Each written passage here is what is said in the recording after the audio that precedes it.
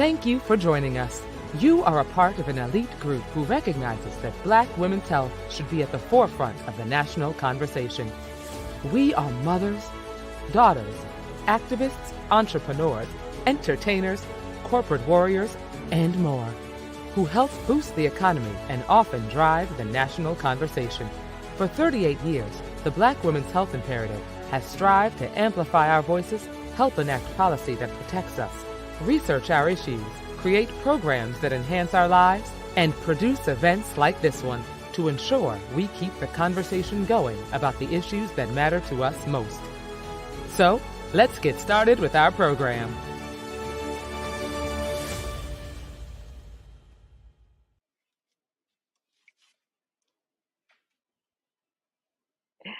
Hello, and welcome. Thank you so much for joining us tonight on behalf of the Black Women's Health Imperative and the National Coalition of 100 Black Women. It is my distinct privilege to welcome you, to salute you to this in another series of virtual conversations on the COVID-19 vaccine. Tonight, our focus is the great city of Newark, New Jersey, but it remains our focus. As was said earlier in that video, it remains our focus.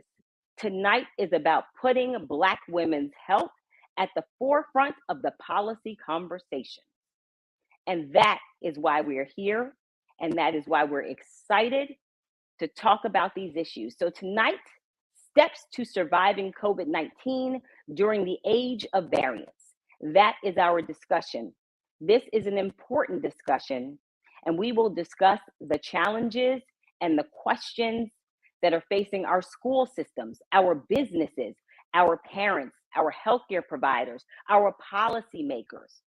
We will also discuss solutions. And we have some policymakers here tonight who are here to share with us, but they're also here to listen. And we are grateful for them, and we are grateful for that. This is so important. While things are getting better, we cannot let our guard down, particularly because our community has proven to be the most vulnerable to this global health crisis.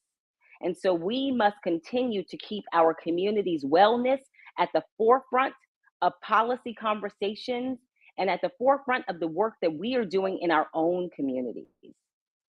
And so it is my sincere hope that tonight's discussion will be real, and actually I know it will. It will be honest and it will be true. But most importantly, it will empower you to fight for your communities and empower you to join the Black Women's Health Imperative and join us in this fight. Join us as we work to bring about the change that we need to bring greater equity in health and so many other things to our community. Because as we say, health is wealth. And so we are here tonight in that spirit. So I mentioned policymakers. So it is my distinct privilege to introduce one of those policymakers, one of those change makers, one of those fighters for our community, Congressman Donald Payne Jr., who represents the 10th Congressional District, of which Newark is at the heart. And since 2012, he has represented and led the district, fighting for so much to bring resources into the district to deal with challenges just like this public health emergency that we are continuing to confront. He has been a strong advocate for the Affordable Care Act, because at the end of the day, this is about our total health and wellness. It's about COVID-19, but COVID-19 exposed and exacerbated a lot of the existing conditions that we already were fighting and confronting in our communities. And so he has been a strong advocate and fighter for the Affordable Care Act and ensuring that we have the resources in our community and that our folks get access to affordable health care. And led, even when it comes to lead, he's led the way, no pun intended, on ensuring that we're replacing our lead pipes and bringing funding to bear for that, because we know that also affects our community. He's done so many other things as a fighter for us, but there are too many things for me to list tonight. So without any further ado, I will turn the discussion over to Congressman Donald Payne Jr. Well, Tara, good evening, and thank you for that kind introduction. And it is an honor for me to be here for your Steps to Surviving COVID-19 during the Age of Variance event. I want to thank the Black Women's Health Imperative for the invitation to speak tonight with you. And I want to congratulate the BWHI for the $400,000 grant it received from the Rockefeller Foundation. This money will continue to improve vaccination rates in our African American communities. As you know, the country is still battling COVID-19 pandemic. Since it began, more than 2.1 million New Jerseyans have been infected with the COVID-19, and more than 30,000 people have died. In my district, more than 500,000 people have been infected with COVID-19 or one of its variants. And it has claimed the lives of more than 8,000 residents. But those numbers are increasing much slower thanks to the efforts to increase vaccination rates. Right now, almost 60% of the country has been vaccinated. In New Jersey, we're even doing a little better, with almost 70% of our population vaccinated. But there are still millions of Americans who refuse to get vaccinated. It has allowed the Delta and Omicron variants of COVID-19 to spread and threatened our increasing economic and social stability. Medical experts have advised everyone to wear a mask indoors again until the vaccination numbers increase. We must get more people vaccinated to save lives and restore our livelihoods. I got vaccinated very early on because I wanted people to know that it was safe. And I encourage everyone to get it to protect themselves and their loved ones. It is one of several actions I have taken to improve vaccination rates and protect the public's health.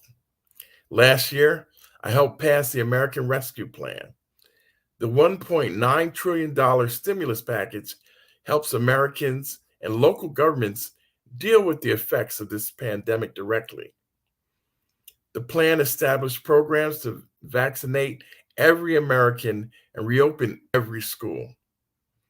It uses $20 billion to increase vaccine production and distribution.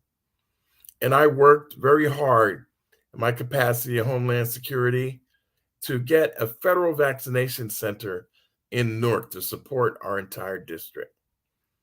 And that vaccination center was vaccinating 6,000 people daily until late June. In addition, the plan includes $130 billion to increase vaccination nationwide. This funding helped New Jersey return to in-person learning in schools. I worked very hard to get students back in the classroom safely.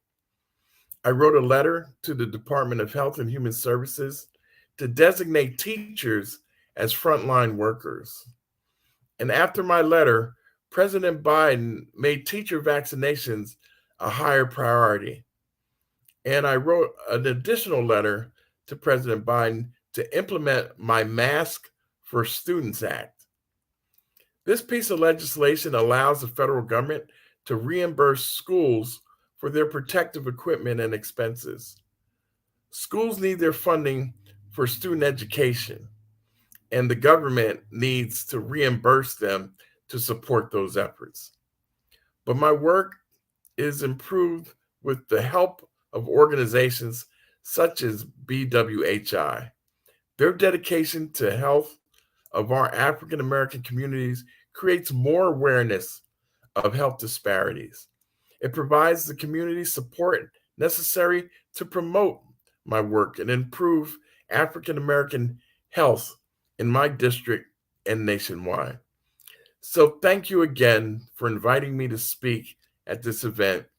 And please let me know how I can help your efforts in the future. Thank you so much.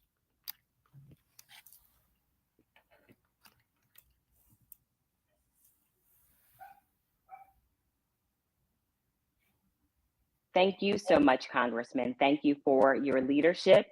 Thank you for your advocacy. And thank you for being a friend.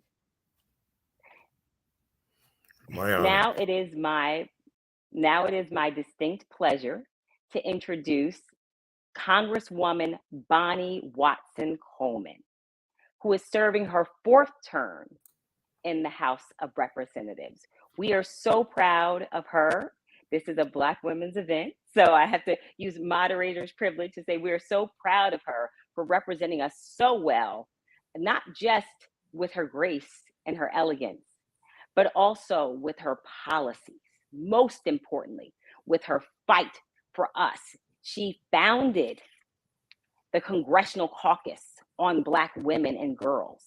And what you should know about that caucus is it's not just about highlighting the challenges that we face, which are important, and they need to be a part of the conversation that we have. They need to be a part of the policies that are crafted.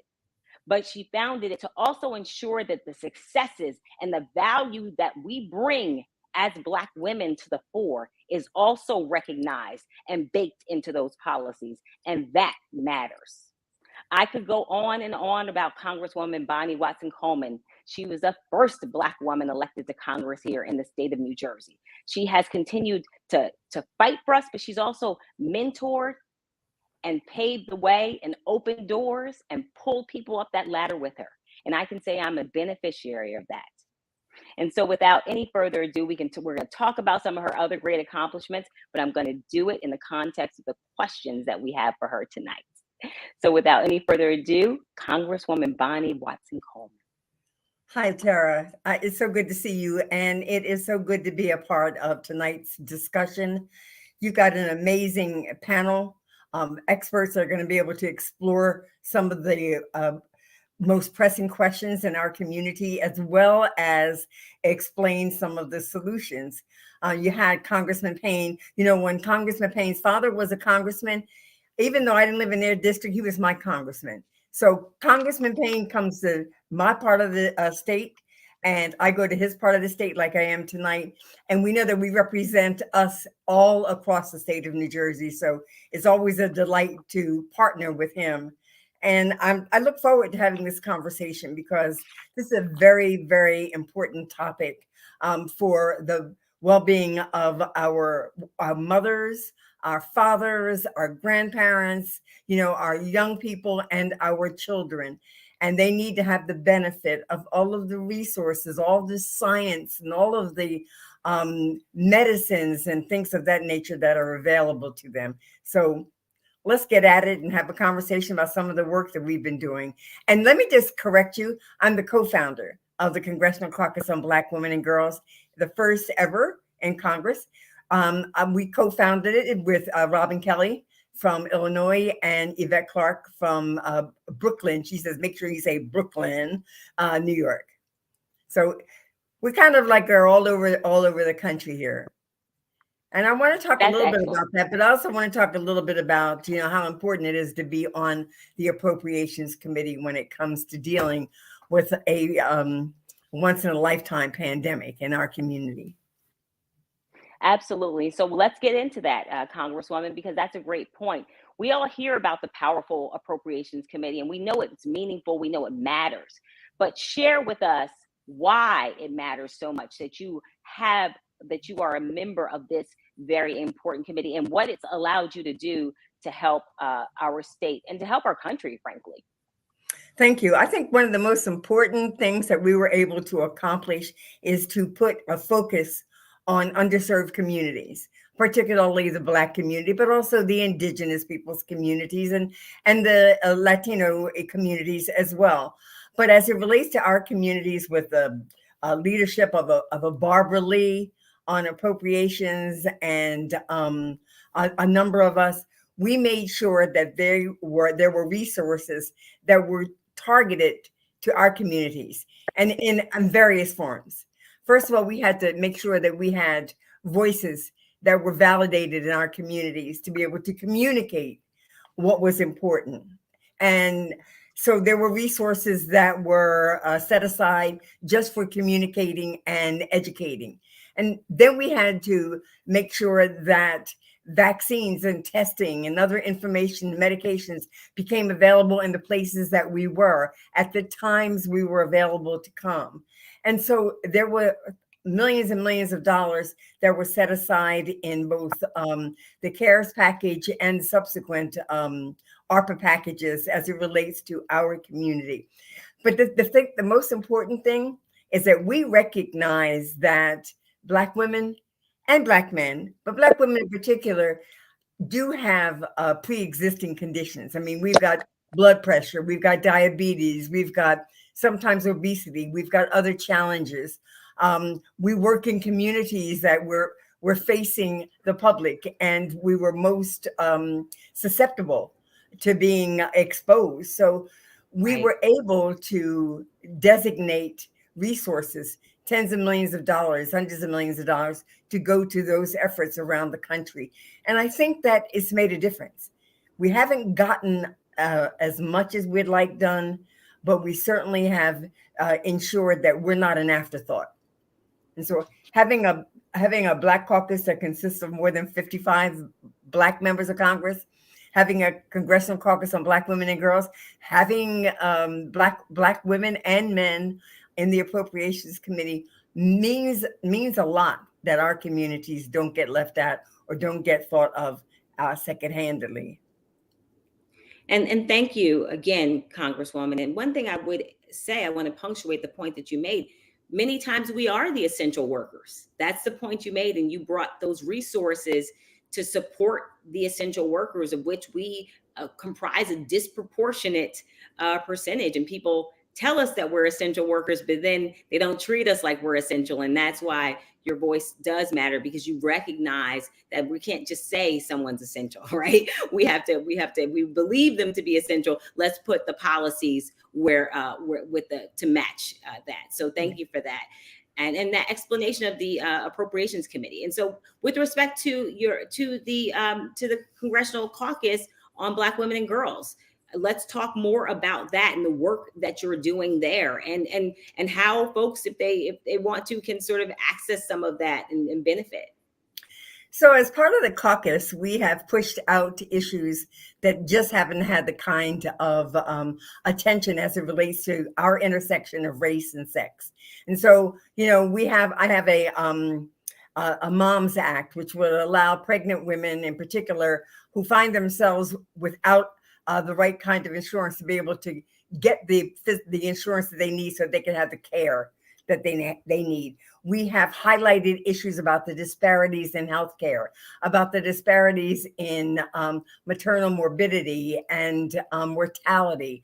And we've helped Congress to direct resources to the research and to the partnering of private and public institutions. We made sure that the HBCUs have a place in this space, and that our faith-based communities have a place in this space. And so we have pushed out bills that aren't necessarily sponsored by the three of us, but we're all co-sponsors of, that deal with those disparities in healthcare. The Momabus Act, the Healthy Mothers Act, Masks for All. We wanted to ensure that essential workers, because we represent so much of that workforce, got not only the access to the vaccines and the testing, but hazardous pay, because those were the ones who were on the front lines. So when we think of front lines, we don't always think of our community out there serving the needs of those who are homebound or otherwise. And we want to make sure that the care community was treated with the respect that it deserves, because it takes care of our elderly and our ill. And so having the opportunity to bring these issues before a platform that has far-reaching implications, gives us a chance to take information directly to associations like the 100 Black Women, like the Black Women's Health Imperative, like other organizations, to help us push out how important these measures are across the state, talking to their senators in particular, and their Congress members. I want to say one more thing about COVID, because I had my vaccine. I had my first shot. 2 weeks after that shot, I was exposed to COVID. The doctor called me and said, "You have been exposed. You need to get tested." I went and got tested, and I tested positive. I'm like many Black women. I've got pre-existing conditions. I'm diabetic. I've had issues of that nature. He said to me, "You need to go to the hospital and get monoclonal antibodies. You need an infusion immediately." So I did. I went. When I came home, which was only a couple of hours later, he said to me, "The combination of your having the first shot and the monoclonal antibodies infusion, because of your sort of health history, is going to save your life." Now, when someone tells you that, that's startling. But I like to share that story because I have good health care. I've got pretty decent health, but I'm a Black woman, and I have these pre-existing conditions that kind of go along with the way I ate for years, and things that are in my background, my family background. And so it is so important that we communicate to each other, and that they know that you can be anywhere, anytime, in any position, at any level, and you're susceptible, and you need to be protected. You need to be protected for yourself and for your children and for your communities. Thank you so much. And you actually took the words out of my mouth, because I was going to ask you if you wanted to testify, right? If you wanted to close us out with that. And that was such a powerful story for you to share, and we do appreciate it. And you're right. We do need to tell those stories, right? We need to let people know that that it doesn't matter. COVID doesn't care. And so thank you so much for sharing your story with us today. And thank you so much for sharing what you have done, because it's important. This is, for me, these type of conversations aren't just about lifting up these issues, but making sure that people know that they have advocates, making sure that people know they have people fighting for us, because we have to cut through a lot of noise out here to get our messages out there. And so we want to use these channels to do that, and have a messenger like you.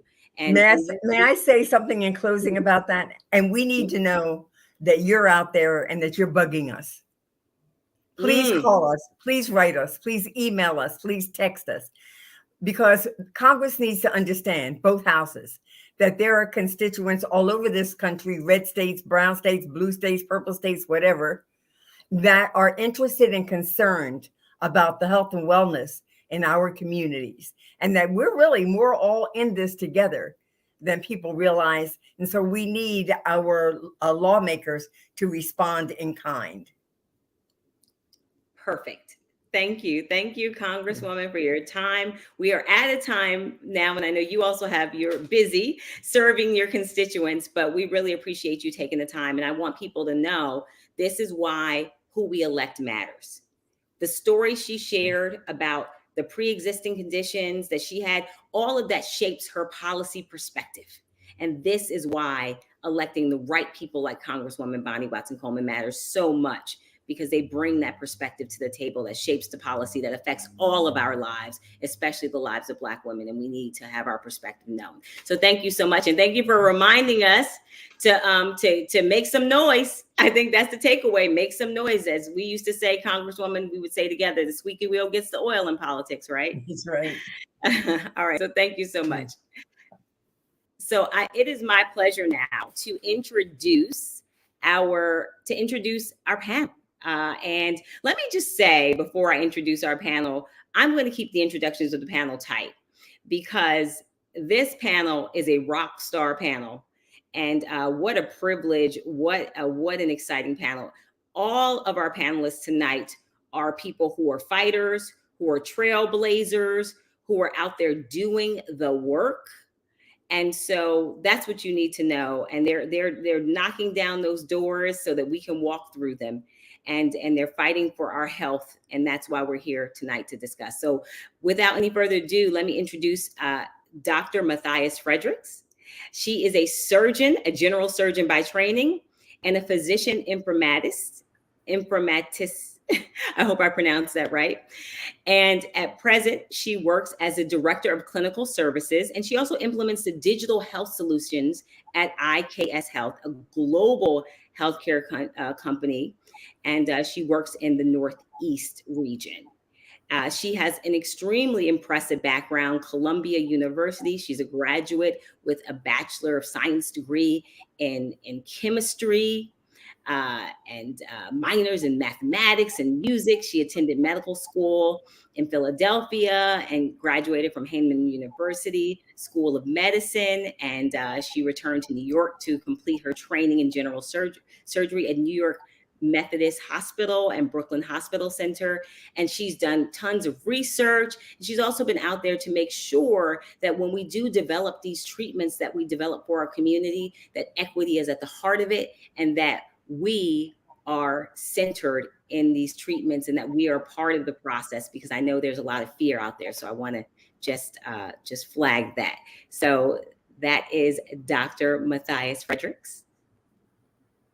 Thank you. And next up, we have my friend, Micheline Davis Esquire. Micheline Davis Esquire is the president and CEO of National Medical Fellowships. And we are so honored to have her here. She has been fighting in healthcare for a very long time, fighting for issues of health equity. Before that, she worked at one of the largest healthcare systems in the country, where she was one of the first Black woman to serve as executive vice president and chief corporate affairs officer. It's RWJ Barnabas Healthcare System.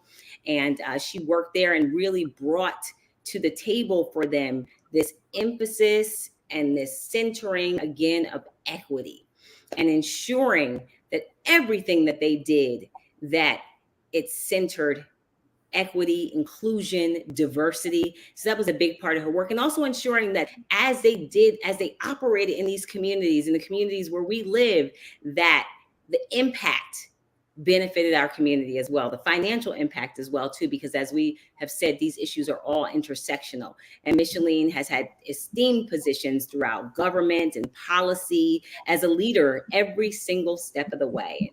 Without any further ado, Micheline Davis. Thank you for having me. Thank you. Dr. Pamela Clark, we have up next, President and CEO of Newark Community Health Centers. And you're going to hear a common theme. That's why I do want to keep these introductions tight, because all of our panelists are working really in the equity space and ensuring that we have a healthcare system that does not stigmatize us, that does not abuse us, but a system that treats us equally. And that's a big part of their work, and that they address the healthcare disparities. Dr. Clark runs multiple centers in some of the most under-resourced communities, making sure that people have access to not just affordable healthcare, but quality healthcare. And she's done a tremendous job with her work in getting out there and getting folks vaccinated. She's done an amazing job in making sure that people had access to vaccines. So we want to salute Dr. Pamela Clark. Thank you. Next up, Michelle Mcneill Emery. She is the past president and project director of the National Coalition of 100 Black Women. She is also a seasoned healthcare administrator with over 35 years of progressive management experience in hospitals and federally qualified community health centers.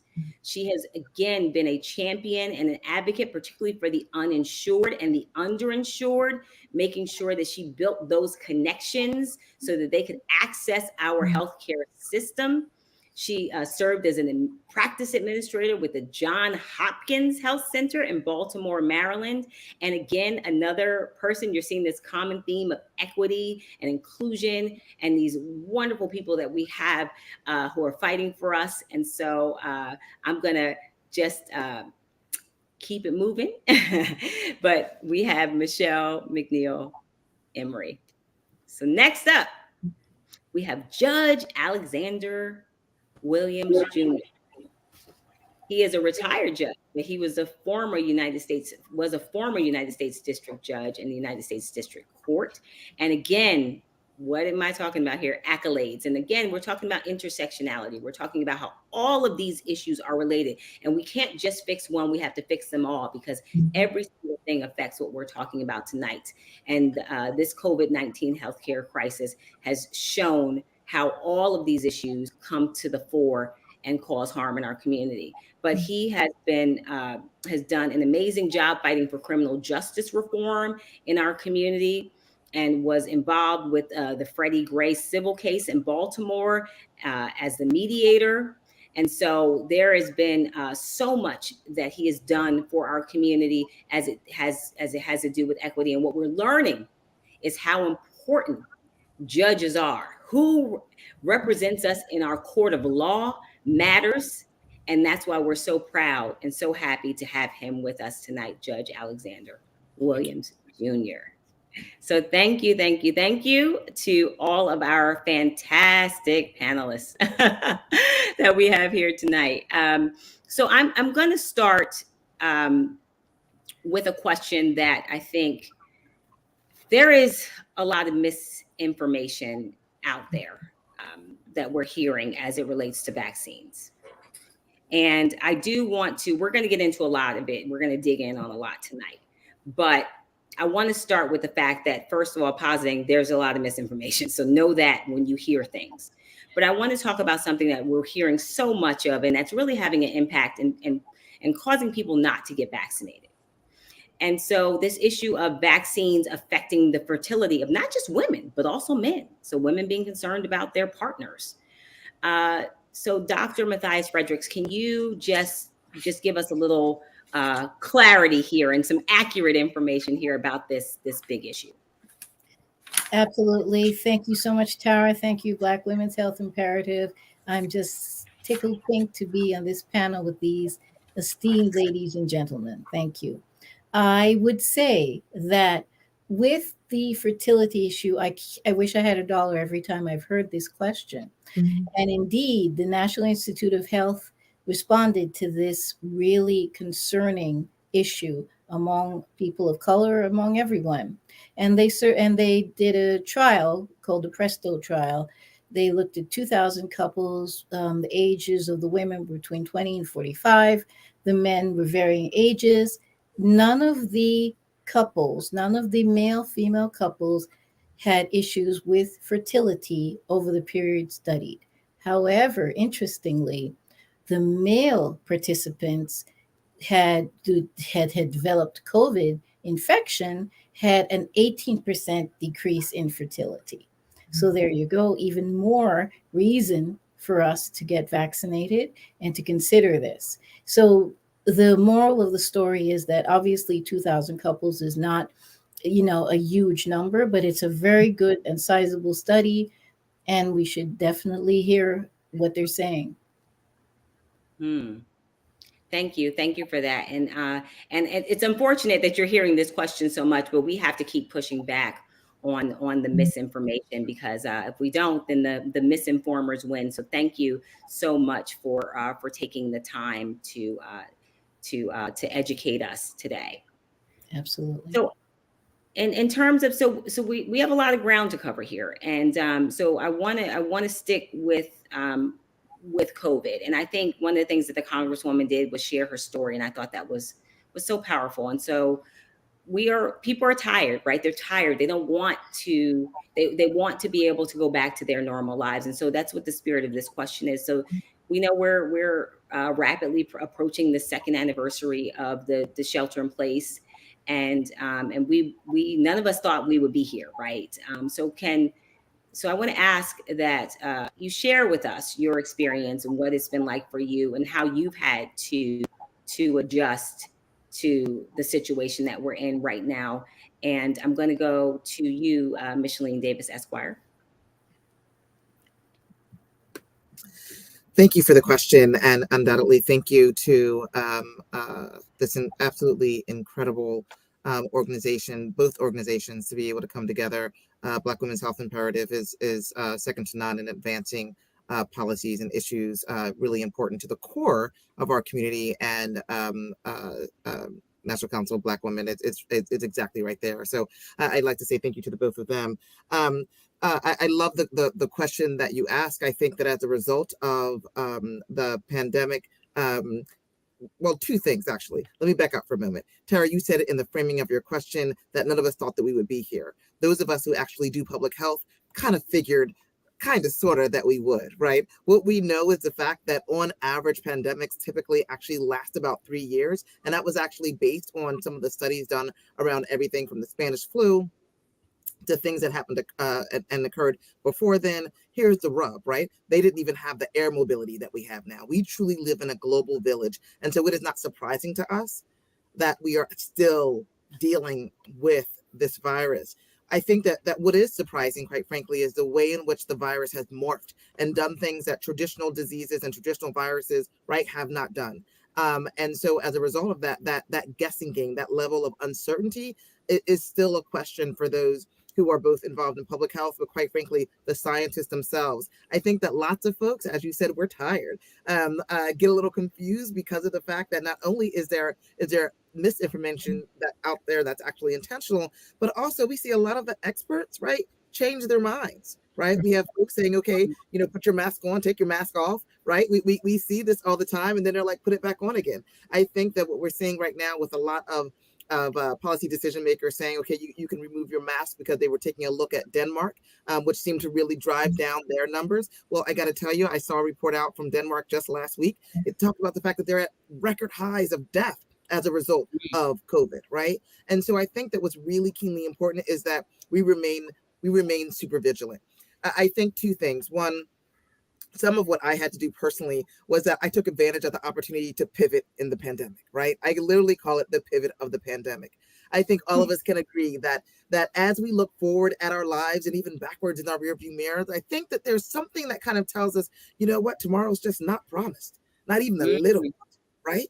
And so with that, my grandmother used to say, I'll see you tomorrow, God willing, and the creek don't rise. And so as a result, more of us are really realizing that creek is rising. And so we've got to make certain that our time on this planet is exactly in line with the plan for our life. So I did leave that institution that you talked about at the top of my introduction in order to come to National Medical Fellowships. National Medical Fellowships is actually one of the first diversity organizations in the continental United States. We are the reason why there are BIPOC, Black, Indigenous, persons of colors who are actually physicians in this country. We have 32,000 alumni and have given out over $45 million over the last 75 years. We have been a quiet storm for a very long time, but we are to be a hidden figure no more. So one of the things that I did was literally say, as I was sitting in an ivory tower of an academic medical center system and watching, right, COVID decimate the communities that have been made vulnerable as a result of systemic and structural inequity and racism, right, laid through by policies and laws. One of the things that occurred was the fact that not only did I see exactly what we always knew would happen because of those systems and laws occur in those communities, but I also lost no less than 30 colleagues. And so that caused me to have to say, I'm a caregiver. I have a beautiful, wonderful, elegant mother who is 80 years old, who struggles with Alzheimer's every day, right? I realized that when in June 2020, I got COVID. I went to work and I came home, and guess who came with me? Good old Mr. COVID, right? So when we talk about what have we had to do for ourselves, I had to shift really and prioritize on what's going to matter on my tombstone at the end of the day. How can we make certain that, right, our hands and feet are moving in order to be the love that we're commanded to give one to another? And at some point, I got tired of having to beg mainstream, right, medical officers to treat us with dignity and respect, and decided to come to a map where we grow our own, right? So I suppose my act of rebellion is making certain that we have a firm pipeline, not just of BIPOC physicians, but of BIPOC physician leaders, so that as we talk about changing systems and structures that have gotten us where we are today, that we're putting out the pipeline of those who are going to lead those systems and structures to a more equitable tomorrow. right? Mm. So I think that that's a really significant aspect of what COVID has meant and done for me. It has really helped to clarify exactly how do you want to use the few sacred moments that we have on a planet, and how can we be most impactful during that time. That's Mm. Mhm. Thank you. Thank you for that. Thank you for that testimony. And thank you also, Micheline. I want to flag something you said at the very outset. You offered some information about pandemics and how long they last, right? Because I don't think a lot of people have an appreciation for that. Public health officials do, right? People working in the public health space, but lay folks like myself, we don't have an appreciation for that. So that was very important. I think that you shared that with us. Dr. Clark, I'm going to pivot over to you because you're doing a lot of this work on the ground in Newark, right? And so you are on the front lines of this work. And so one thing I think that we want to know from you is, what can the residents of Newark do to ensure that we don't overwhelm our healthcare systems, like the one that you run, right? What can folks do, and explain and give some background on how, if you could, how when we don't take advantage of life-saving vaccines, how that affects other elements of the healthcare system and people who may be needing services for other things that are very important. So if you could just share us a little bit with us on that. Oh, Tara, I'm so glad I'm a part of this conversation. It's really, really exciting. So I just want to thank BWHI for organizing this and for making it happen and to have all these amazing people here. And so for people to understand who I represent a federally qualified health center, which is Newark Community Health Centers, that serves Newark, East Orange, and Essex. We serve the underserved community. And so I am just so excited because we were having a great life. 2020, it was awesome because NCSC serves 51,000 patients each year, which amounts to 173,000 people coming through our doors in a year. And of course, we started out 2020 being in the community with an amazing group of staff, because I'm going to tell you, we have some fabulous, amazing people working at the FQHCs. And we have to give a shout out to them because it's just amazing. And so we started out 2020 doing our job by coming to work on time and to make sure that we have the doctors and the nurses and all of the front desk people, register people for insurance being in place and providing this wonderful, wonderful service to the people in the community. And then, of course, we keep hearing about this COVID thing, and you listen to the news, you heard bits and pieces. Because we are professionals, we have to pay attention, but we never realize, the true impact of it until, I'm going to say, at the end of March, we made a significant turnaround in terms of what happened in the health center. All of a sudden, because of this disease and this virus, we had to first and foremost start to protect the people who work in the health center so we could keep the health center open to serve the people in the community. We never close. I am telling you, on snow days, when you watch News 12 and they're talking about, snow today, stay home and all that kind of stuff, we come to work. We slip and slide, come to work, because once we get to that door at one of our Newark health centers, there are 10, 15 people standing outside there because they were sick in the night. And so we have to come to work. So here is it that we have COVID and everybody's in a panic mode and everybody's talking about we have to now isolate. How is a health center that serve our people, how do they isolate? Because we deal with people who are sick every day, every night. I'm telling you, the walk-ins that come through our door are just amazing every morning. How are we now going to do it? Close our doors? So thank God that we have the Congressman Payne and Congressman Barry Bonnie Watson Coleman, who actually was quick thinking down in Washington.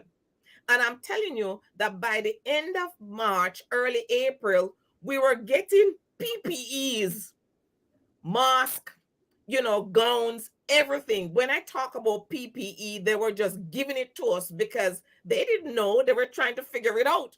And in trying to figure it out, we realized that we got to protect the people who are providing the service to the people in the community.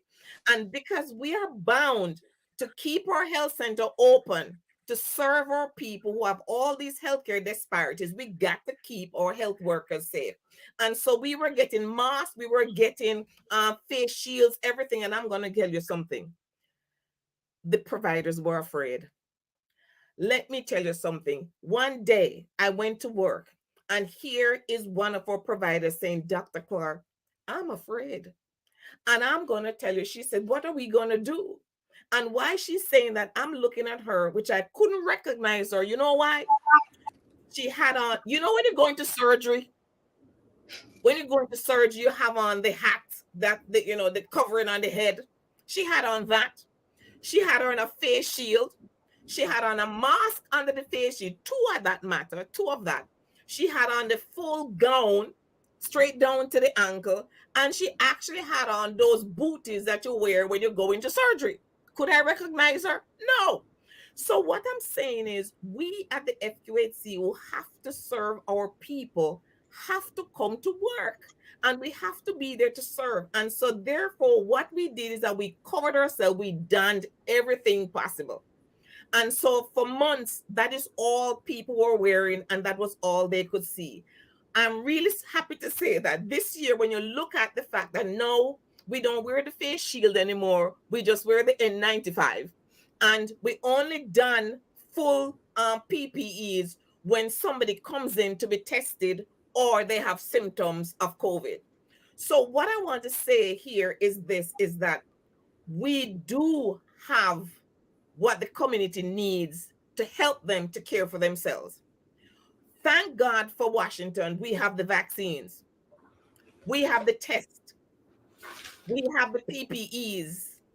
And because we're able to get funding to keep ourselves open so that we do not have to rely solely on fee-for-service, because what happened to us, remember I told you, 51,000 patients was coming to us in a year. Every month we're having like 13, 14,000 patients coming in each month. And of course we bill out to get paid. Here we have a situation now that end of March, there was basically about 5,000 to 7,000 people that came in March. But we got to April, we're at 7,000. So the number was dropping. And so how are we supposed to support ourselves? So again, thank God for Washington. They gave us the funding so that we could stay open. We got the PPEs to stay open. And we now have everything we need for the community. We advertise. And I must say that CMS have done a good job in putting out these education materials to the people in the community. And so we get them. The state of New Jersey and HRSA also gives us a lot of education material in different languages. Because remember, the people who we serve, they speak different languages. And so we get a lot of material, education material, straight from the experts. And we distribute. When they come into the health center, we give it to them and we educate every one of our staff to tell our people that they need to get vaccinated, because it's the only thing right now to help us. We tell them we have free testing, the only way to help us. And then we educate them about the impact that the vaccine will have on them, because as you know, people have all these ideas about how it's going to make you infertile, it's going to do all sorts of things to you. And it used to be that you're going to grow a horn out your head because, if you get this vaccine, going to do all these things. So we have been trying to overcome all of that by making sure that all of our staff are educated to say the right thing. Also, we say it in a way culturally sensitive for people to understand. We don't speak about COVID in a way in which people don't understand, or they cannot understand all these fancy words. We don't use those. So what I'm trying to say here is this. For us and for me here, my appeal to people who are listening is that COVID is here. We don't know how long it's gonna be here for. Could be here for another 10, 15 years. We don't know. But we have good medicine that works. And we have good behavior that we can practice to minimize exposure. And so all I'm making is appeal to everybody here is that the vaccines are available. They are free. And we are open because we're able to stay open through funding from the state, from the federal government. And we also have some private sector people who have given us donations. You'll be amazed at how many people have given us money just for us to stay open so that we can provide the vaccines, we can give you the testing, and we can also give you education. Now, this is critical because, as you know, we measure ourselves based upon these healthcare disparities and all of these clinical measures. And I'm telling you, we're in a terrible state. 40% of the 51,000 people who come to the health center is obese. I'm just looking at the statistics that we just sent over to the federal government. 40% of our people who come into the health center are obese. Now, you take a look here. In terms of low birth weight babies, our goal is that we're going to have 3% each year of women who have low birth weight babies. It's rising. We are now at a stage where 6% of our babies are born with low birth weight. And so that's a problem. Early entry into prenatal care, we're trying to encourage our pregnant women to come early to get your test, get your checkup every year. And so you'll know that you're pregnant in your first trimester so you can come for care. We are actually at 78%. Our goal is that for all pregnant women that come to us from the community, we want 90% of them to come to us in the first trimester. We're at 78. We have a lot of work to do. And so it is a problem for us that we have all these healthcare disparities. And then we understand what COVID can do to the body. So it's critical that people come to the health center, get the education they need, get vaccinated, and establish a relationship with the providers.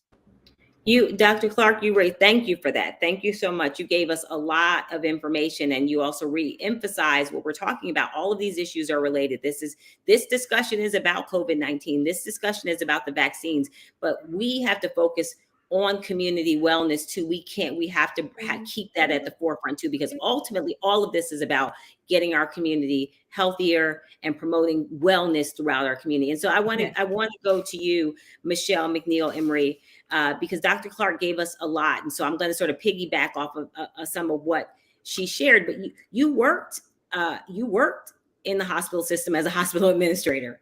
In addition to the grassroots work that you've done through organizations like 100 Black Women and the policy work that you've done. So you're at a few different intersections here.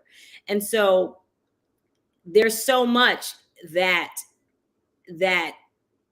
COVID impacts, right, across the healthcare system and as it relates to our health. So if you could just share with us a little bit about that impact and why it's so important for people to access what Dr. Clark said, the testing, coming in early, right? All of these preventive measures. If you could share with us why that's so important and how not doing that affects health. Yeah, thank you. So, yes, thank you so very much. I'd like to thank Black Women's Health Imperative. We are partnered as the National Coalition of 100 Black Women and proud partners to be in alignment with them in this effort to fight COVID and get more shots in the arm, as they say. In the healthcare system, particularly in the hospitals, we've been impacted in many ways. As you know, across this country, people quit their jobs. They did not want to be in healthcare anymore. So what we found ourselves doing is pivoting to make one person do 3 jobs. And luckily we were successful in doing that in many ways. But unfortunately, people left their jobs and we had to move people around in different areas to cover the need that was there. We had certified medical assistants going into the hospital, helping and supporting nurses in the hospital and working all types of shifts. You know, they would work all day, their regular 8-hour shift, and then go into the hospital to work another 8-hour shift to support the hospital. We had to pivot really quickly because many of our organizations were not doing telemedicine. So we had to convert and learn how to set up all of these systems and teach people and patients how to do telemedicine. Now, many of our clients do not have computer systems at home. They don't have laptops, but they have cell phones. And so thank goodness for cell phones, you know. But we were able to bring them in, and as they were coming in, if they didn't have a laptop or a computer, we would say, do you have a cell phone? And if they did, we would take them in a room and we would show them how to use it. So if they really didn't need to come into the office, and when we were really at the height of COVID, we told them not to come into the office, and we had consistent video visits with them to maintain their health. One of the things that we experienced is an overage. We didn't have enough beds in the hospital to host all of these people. So what we had to do was to convert units and create more space. Here in Baltimore, we even created units in our convention center to take care of people that had COVID, so they weren't, you know, overflowing the hospital so much. In our emergency rooms, and this is one of the things that we've even experienced during the most recent surge of Omicron, is to encourage people to go to their primary care doctor and stop coming into the emergency room. Our emergency room was overflooded. We had to actually close down a hallway of the hospital, create more waiting room where we had to social distance patients, but to allow people to really get triage to see if they needed to really be admitted, if they really had an emergency, or if it was just fear in their mind that they had been exposed to someone that had COVID. And we had lots of people coming into the emergency room simply because they felt they had come in contact with someone or knew they had come in contact with someone, but rather than go to a testing site, they decided to come to the ED, which was just overwhelming.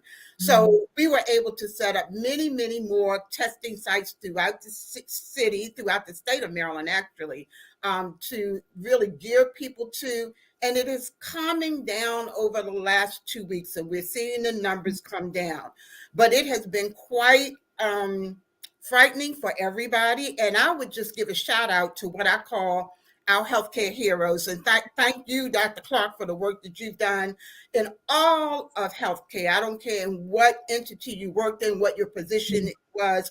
You are a hero if you stuck with it. Now, I administer a very large practice. And luckily, I have not contracted COVID, and I've been to work every day.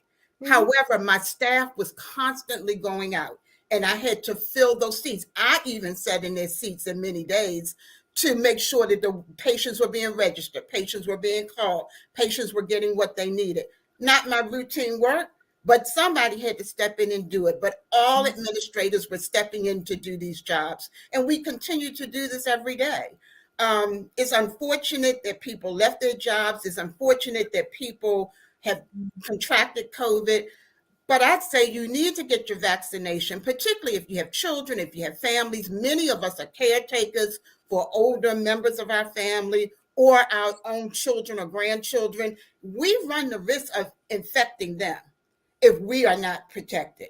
The other thing that I would encourage people to do, you know, sometimes I always say God has a way of slowing us down, and COVID may be one of them, because sometimes you need to just stay home, okay?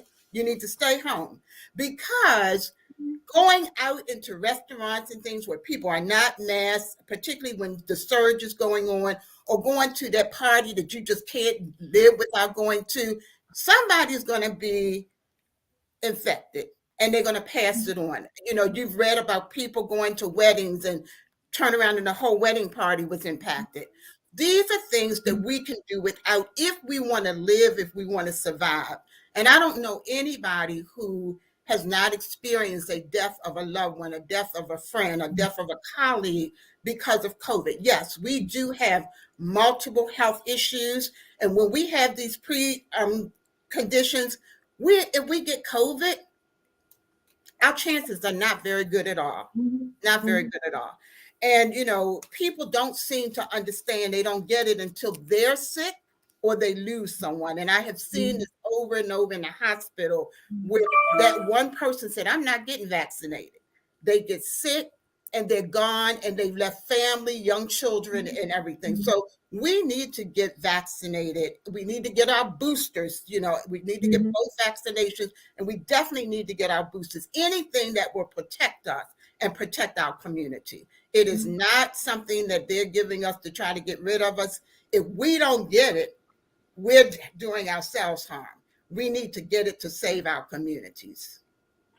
Thank you so much, and you are so right, and thank you for that, because you touched on a few different points that I wanted to make sure folks understand. I mean, heaven and earth has been moved around COVID, and the healthcare system has moved heaven and earth, and that's how serious this is. I want to turn to a point. So when we talk about COVID-19 and we talk about the vaccines, and we all are here advocating for people to get vaccinated. We're all vaccinated here. I'm vaccinated, boosted. I do think it's really important to address the fact that there is what I can't think of her name. She's a doctor. You might know her, Michelle. She's a doctor in Maryland. Dr. Donna, I think her name is. She talks about justified distrust. And so I do want to talk to you, Judge Williams. I do want to bring you into this conversation because we know that a lot of folks are scared. A lot of folks have had some bad experiences with the healthcare system. So the question I have, and I'm gonna start with you, Judge, but if some other folks here want to answer this question on the panel, we only have 15 minutes, so we want to keep our answers brief. But Judge Williams, how can people advocate for themselves in the healthcare system? Because not everybody, we have some great practitioners right here on this call in the healthcare system, but some people have had some bad experiences, particularly folks who are under-resourced and from underserved communities. So Judge, if you could give us some insights, your legal background on how people can advocate for themselves in the healthcare system. Certainly. Thank you, Tara. And most of what I wanted to say has already been covered by these health experts, but I want to mention a couple of things. First of all, this idea of misinformation has to be dealt with. And I think Dr. Frederick already talked about the NIH study, but there's so many people thinking that they're tracking people by doing a vaccine and all that nonsense. It's got to stop. This whole COVID-19 has given me a wake-up call. And I now understand I can't take good health for granted anymore. I got to make sure that I exercise, that I do my diet that's to be better, eat fruits. I got to walk and jog and all of that. And I think all of us have to understand, and that's what's going on. You asked a question before about the intersectional impact of COVID-19. I want to say three quick areas that I think it impact. One is, I call it systematic and structural racism that's out here. Again, COVID-19 says it sees no color, but the policies and the practices are just so terrible in terms of people of color that it's, I think it's racism. We don't have enough insurance coverage. We don't have access to health. We don't have doctors and physicians in our communities, family practitioners and primary. We just don't have them. And then somebody's already said, and we're at the frontline workers of a lot of these jobs that are exposed on a daily basis to COVID. So structurally, racism is a problem for all of us.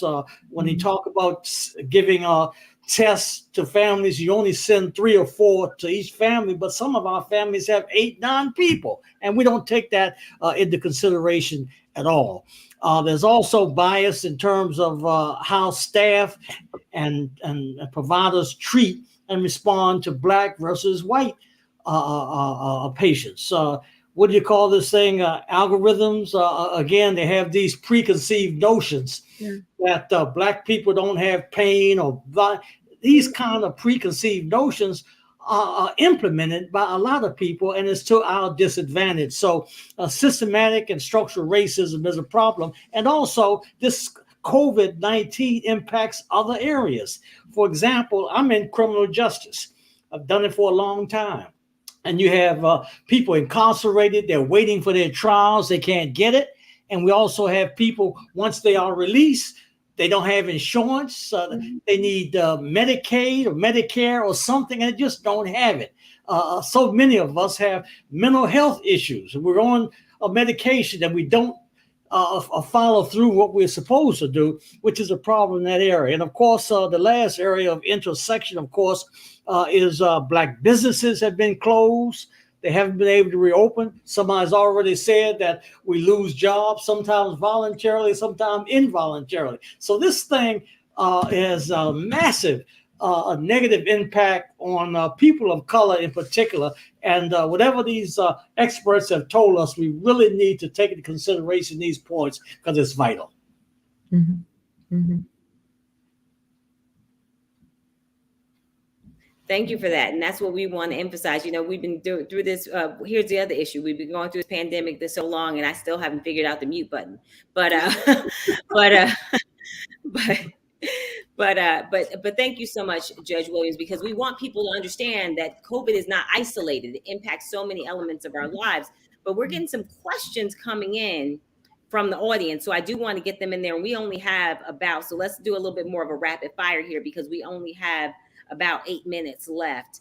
And we have a lot of really good questions coming in. So one question, I really want to make sure we keep this actionable, and someone is looking for some help here.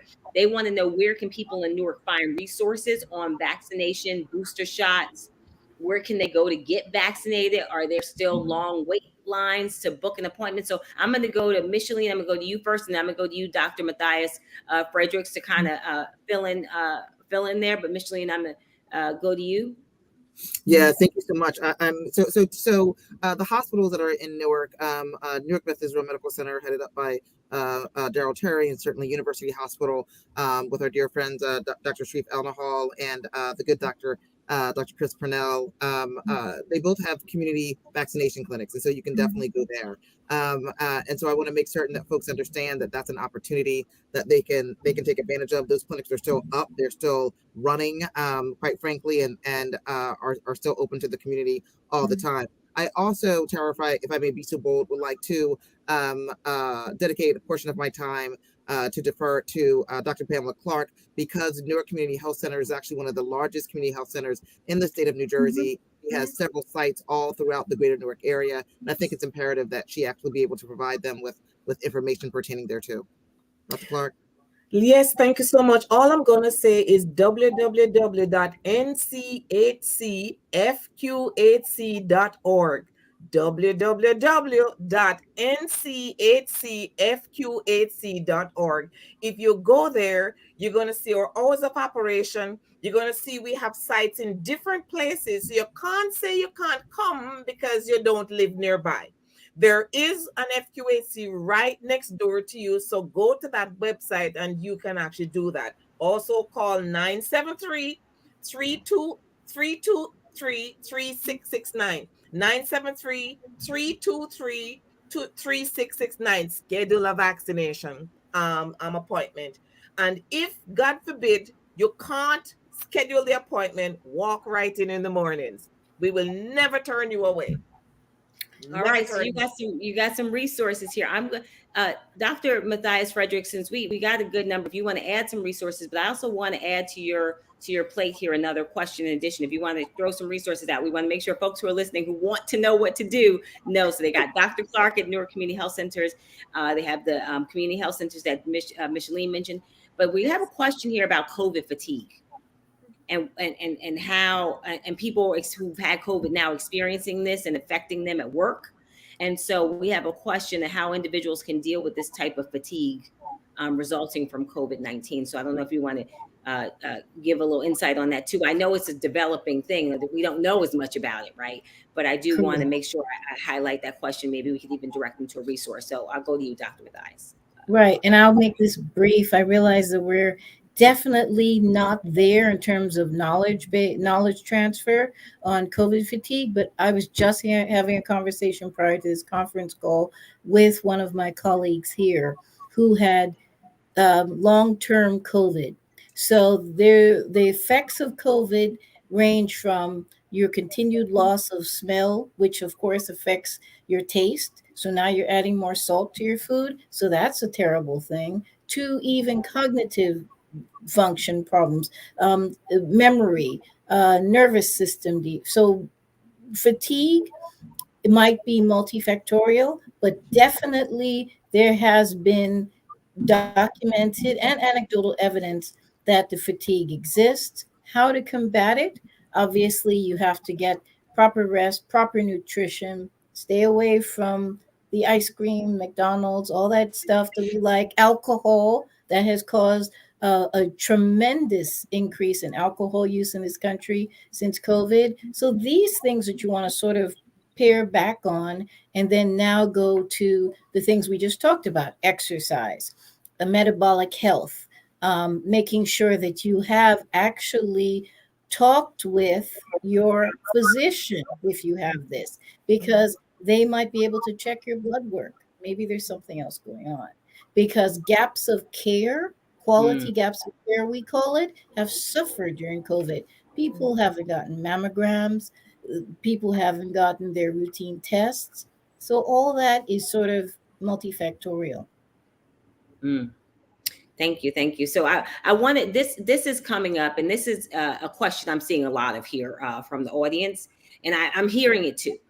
So much misinformation and disinformation out there. People want to know what they should be saying to the people in their lives, their loved ones who have fallen victim to this misinformation and this disinformation, or who have that earned or justified earned mistrust, right? So I don't know if someone feels very strongly or passionate about this question, but this is a question that's kind of burning up our chat here about how to convince people. We got to keep our answers tight. We have 3 minutes. Tight. Right. So 30 seconds.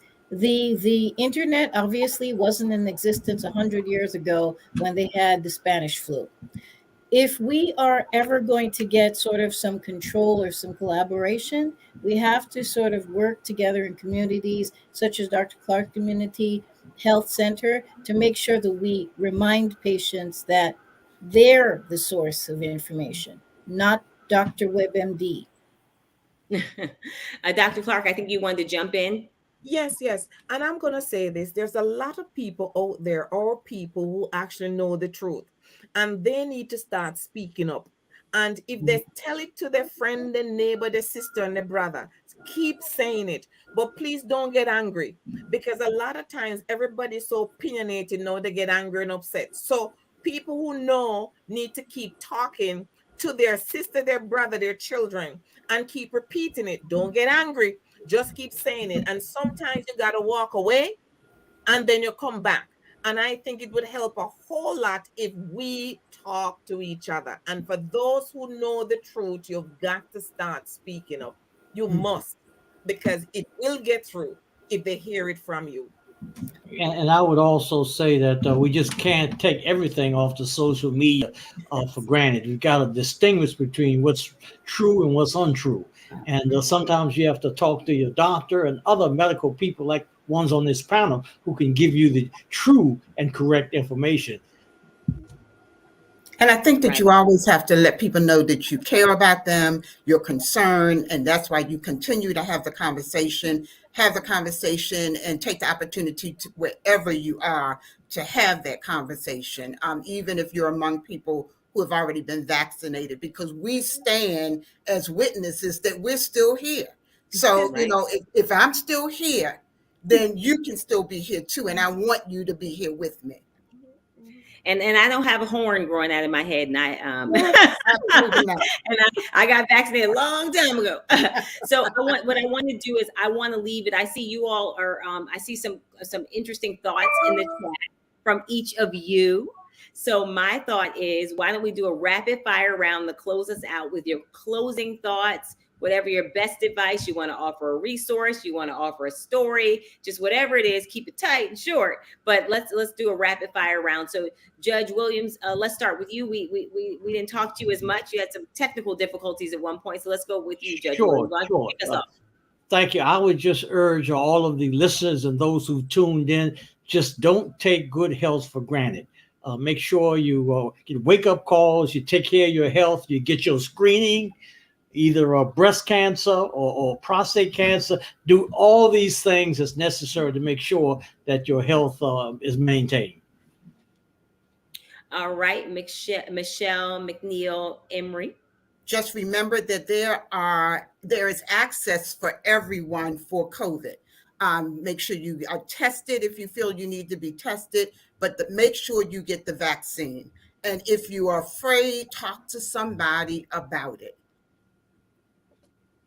I'm going in order on the screen. My screen, Dr. Clark. Dr. Pamela Clark. Awesome. I love this. Here's my view. Everybody has a smartphone. Everybody does. So I tell you what, use it wisely. Be smart, just like the phone. Google it and find a doctor near you. Just Google it. Go see your doctor. Micheline Davis, Esquire. Just that radical love and respect for your people, for your community, for those who rely on you, those who count on you, requires you to actually get vaccinated.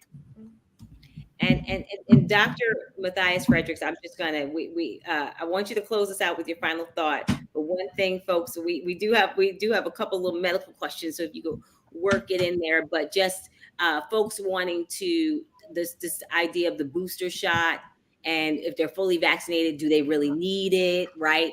Maybe if you could close us out and share a little bit of that, because we do want to end this with getting folks vaccinated and boosters. So I think some folks think that it may not be as important. I'm so glad that you asked that, because this was definitely what I wanted to close with. First of all, if you've gotten the vaccine, Pfizer, Moderna, J&J, if you have been fully vaccinated, you can get a booster from one of the others. You don't have to wait for Pfizer to be ready. If you haven't, you can get either or and match. So if you had a Pfizer vaccination, you can get a Moderna booster. All right. Then second of all, you do need a booster because immunity wanes. So long story short is that when you get something today, 5-6 months from now, it's not going to be at the same levels. So you really do need to get the booster, especially if you have any kind of risk factors, we have a preponderance in our community. So please get the booster after you're fully vaccinated. All right. Well, thank you to this amazing panel. We had so many more questions, and I'm sorry that we couldn't get to all of your questions, but I think the big takeaway here is that get that booster shot. That's the biggest takeaway. And if you're not fully vaccinated, start there and then get that booster shot. And then I think the second takeaway is we are all vaccinated, and look at us, we are fabulous. So no worries, we're great.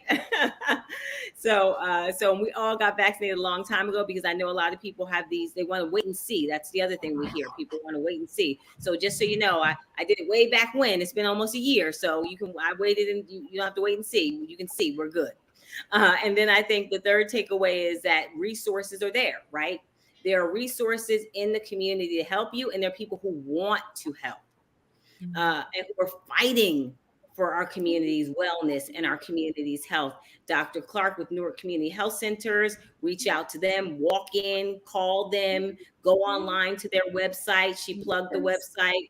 The center, the community clinics that Micheline raised, and understand that the COVID is impacting more than just health.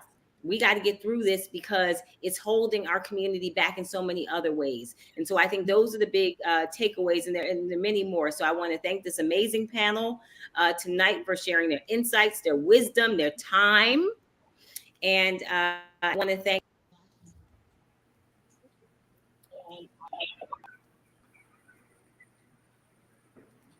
I'm sorry, some technical difficulties on my side. That's one of the downsides of the virtual environment. So hopefully you heard most of what I said. but we also want to thank the National Coalition of 100 Black Women. And if my sound and the audio and went out when I said this, and that the Black Women's Health Imperative, we want to thank you as well. So thank you so much for joining us tonight, and just keep these resources in mind, and know that you have some allies and some advocates fighting for you here, and that and you have some great healthcare professionals that are waiting for you with open arms to get our community well. All right, thank you all. Good night. Thank you, everyone. Good night. Thank Take you. care. Thank Bye. you.